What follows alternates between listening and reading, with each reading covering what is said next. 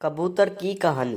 ایک کبوتر سخت پیاس کے عالم میں ایک گاؤں کے اوپر ادھر ادھر اڑتا پھر رہا تھا اور نیچے زمین پر نظر دوڑا رہا تھا کہ اسے کہیں پینے کے لیے پانی نظر آ جائے۔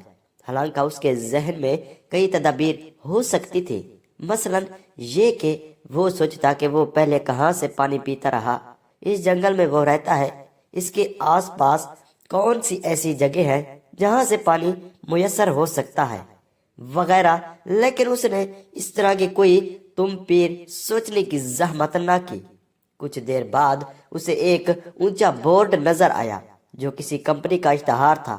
اس میں پانی کا ایک بڑا سا برتن بنا ہوا تھا۔ کبوتر بغیر سوچے سمجھے تیزی سے بورڈ کی طرف اڑتا ہوا آیا اور اس بورڈ سے ٹکرایا۔ نیچے یہ ہوا کہ سیدھے نیچے زمین پر گرا اور گاؤں کے ایک شخص نے فوراً ہی اسے پکڑ لیا۔ مطلب یہ ہوا کہ معاملات کو حل کرنے کے لیے جوش اور تیزی کے ساتھ ساتھ غور و فکر اور تدبیر بھی ضروری ہے۔